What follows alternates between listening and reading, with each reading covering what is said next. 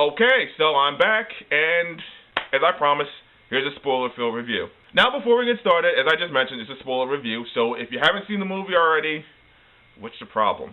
Seriously, go see it. I know it's getting trashed by critics and it's divided between fans, but really, it's still a pretty good flick if you ask me. So if you haven't seen it, please go see it and skip this review. If you have seen it or you just don't care, stay and see what I have to say. You've been warned already. 3, 2, 1, go. Alright, so the movie starts off with the Waynes getting killed. We've all seen that story before. It's pretty much a given at this point that every Batman story has to involve them dying at some point. And the Waynes are played by Maggie and Negan from The Walking Dead. No, I'm not kidding. That's really who they are. And I hope that's not a bad omen for things to come. Admittedly, I went to see this movie at least 3 times. Yes, I'm admitting that. Because there are some things that I didn't quite catch the first time, but on repeat viewings, then I noticed it. And it's not just because, well, I like the film. I mean, I really did, but still, there's some things I need to talk about. Like how after we see the reenactment of Bruce's parents dying, we see a grown-up Bruce, played by Ben Affleck, going through Metropolis, and he happened to be in there during the events of Man of Steel. Specifically, the fight between Superman and Zod. And right there, you get part of his motivation for wanting to fight Superman, because he caused him a lot of damage and some personal issues. But we'll get into more of that later. There is one scene where he's calling someone on the phone and telling them to evacuate the building, which kind of struck me as odd, because there is a huge battle in the background and a city-destroying ship also throughout the city. Why haven't you evacuated that building already? So anyway, after that happens, there's a bunch of weird cuts that I don't care about. I believe I mentioned it in my spoiler-free review that there's several scenes that I kind of don't care about, and if they were taken out of the movie, I'd be okay with that. And the whole Saw plot between Lois Lane and this bullet that was made by LexCorp is one of them. And it was a good scene for introducing Superman, but what was it in there for, really? The movie just bounces back and forth, for the most part, between this plot and Batman's feelings and how things have changed. And you don't really have a lot of action. The few action sequences you do have are pretty good. Now, one particular scene everybody's talked about is the Nightmare scene, or Nightmare with a K, as it's called, where Bruce Wayne is going to sleep and he visits himself in an apocalyptic world. Okay, first things first, when I saw the trailer, I really thought, okay, he's just in the middle of the desert somewhere doing something. But really, he's having a dream, and honest to God, I'm pretty sure that's Apocalypse he's dreaming about. And that's not a good sign, because that means Darkseid is coming, who is obviously one of the biggest villains in DC Universe. And you can definitely tell by the Omega sign that's on the field. And in this little dream, apparently something bad happened to Superman, and he became a dictator and basically rules the world. And you can tell soldiers have their own little Superman symbols on their shoulders, and he basically kills Bruce Wayne at this point. That's a bit of foreshadowing for Justice League and any future events to come, or possible events. And then afterwards, you have this little weird vision where he sees who I assume is the Flash waking up and warning him about Superman. He's saying, "You're right about him, and find Lois. He's the key to all of this, or she's the key to all of this." Right there, you have basically a setup for the Justice League. Speaking of setup for the Justice League, there's a couple scenes later on where Bruce is cracking through some of Lex Luthor's files, and you find this little file where it says metahumans, and it has 4 different symbols. You have one that says Wonder Woman, which is kind of interesting because it shows a picture of her in her outfit back in World War I, and the camera just focuses on that picture for like a long time, like 10 seconds. And to me, it's pretty obvious that that's a Wonder Woman reference, but they're really shoving it in your face. And then they shove it more in your face later on when Wonder Woman herself, played by Gal Gadot, is searching through the same files, and you see other Justice League emblems. You see the Flash, you see Cyborg, and Aquaman. And I'm sitting there wondering, are they going to go through all those? Are they really going to look through all those? You see the Flash, who's played by Ezra Allen, who's on a security camera. He just stops a robbery. You have Aquaman, who's just sitting in the middle of the trench with a camera. He's just like that. And for Cyborg, who was kind of weird, you see his father operating on him or trying to rebuild his body. And I honestly didn't really know what to think of that. Admittedly, while I thought those were some very fun reveals and references to future movies, because this was kind of obviously already a reference to the Justice League movie that's coming up in next year, at the same time, you couldn't help but feel it was completely shoehorned in there. Like, okay, they're just putting that in there just so you can have something to be excited about next year. I still liked it, and I'm pretty sure a couple people in the audience still liked it, but yeah, it's obviously just doing that for fan service. So by the time the third act gets around, you finally have the action. Batman and Superman are finally about to throw down, and as it turns out, the reason he's doing it is because Superman is being controlled by Lex Luthor. Well, not really controlled. He's being blackmailed into it because Lex Luthor just happened to find out who he is and kidnapped his mother and is now holding her. He's telling Superman that he has an hour to go to Gotham and kill Batman and bring him his head, or his mother dies. And then he says this really cool line that says, "And now God bends to my will." Now, I thought that was actually pretty cool. Throughout the whole movie, I was wondering when Lex Luthor was going to start being his really sinister, evil self like we've seen in the comics and movies and television shows, and finally we got it there. You remember in my first review I said he was quirky and odd at points, but then sinister and the bad guy like at other points, and this is one of those. Really, his whole motivation in this movie just, to me, it's basically he wants to prove Superman is a fake, he's a fraud, and he can't be all-powerful, and he tried to succeed at some point, which is why he created Doomsday, which I'll talk about in a few. So the fight happens, and it's actually pretty short. I'm not kidding, it's actually kind of short. I think it's maybe about 3 or 4 minutes long. Although, to be fair, if you've seen The Dark Knight Returns Part 2, the animated version that came out about a few years ago, the whole fight sequence between Batman and Superman there is about the same length of just them.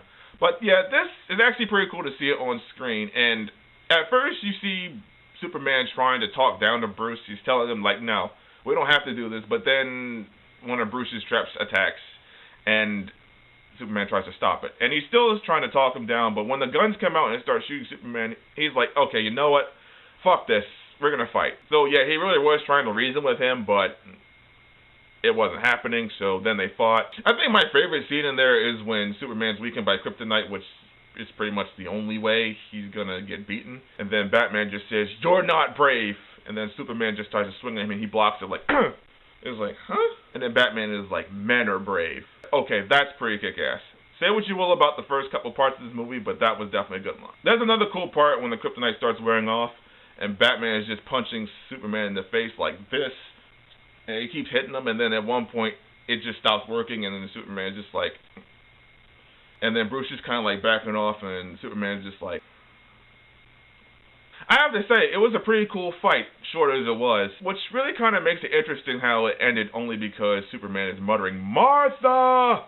at Batman, and he's basically just, why did you say that name, as he's about to stab him with the shard of kryptonite. No, really, Batman is actually trying to kill Superman, and the fact that he's talking about Superman's mother, who coincidentally shares the same name as Batman's mother, is pretty much the only reason the fight stops, and now they're friends. Or at least allies, which is, I mean, I figured they were going to start working together at the end based on the last couple trailers, but still. So Batman gets into some action, and he starts beating up the mercenaries who have his mother hostage. And that is some pretty cool action. There's a way he completely uses wrestling takedowns on some of these mercenaries, and it's pretty brutal, and I fucking loved it.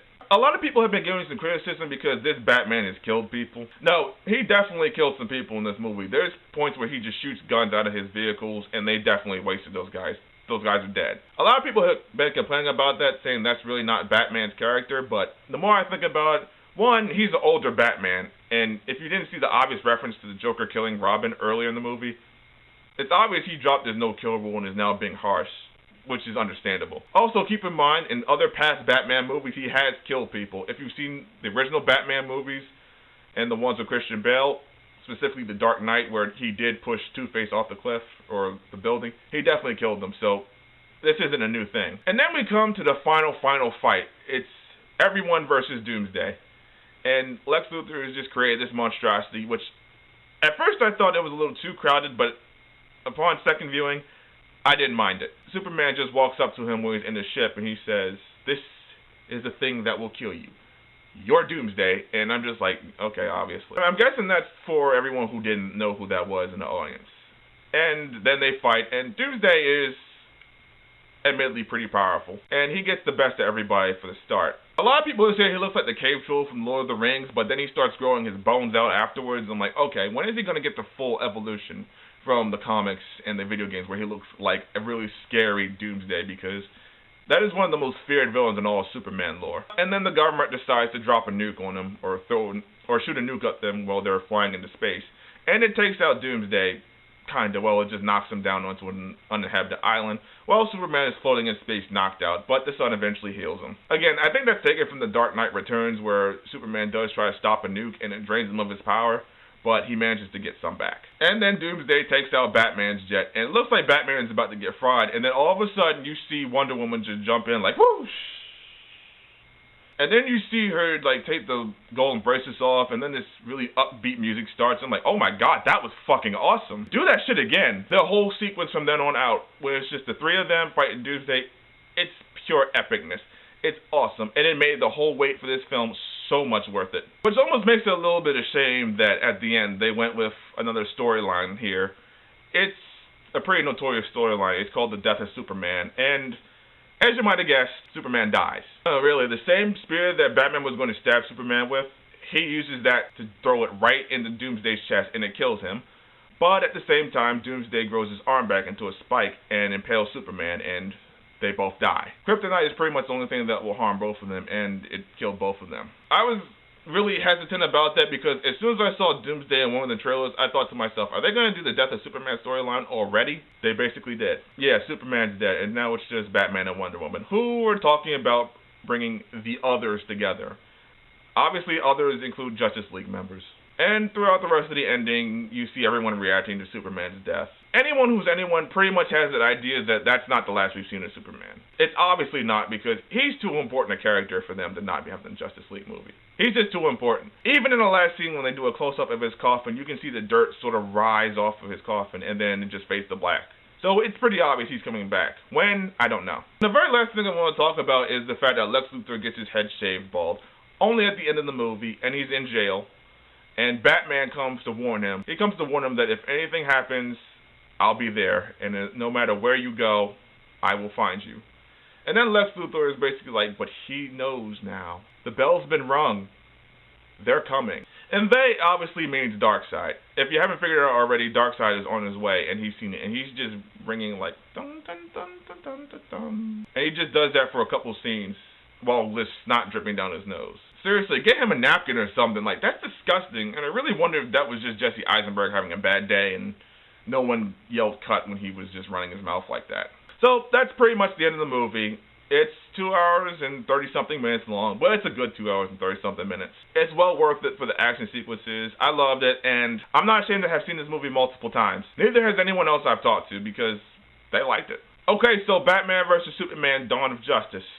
You've all seen it right now, so what's your favorite part of the movie? Who is your favorite Justice League member? Whoever it is, leave me a comment below and tell me how you feel. Also, don't forget to check out my Twitter at AstroidMike. Don't forget to check out my blog. Don't forget to subscribe to my channel. Click on the link below or on the next slide. And as always, I will see you around.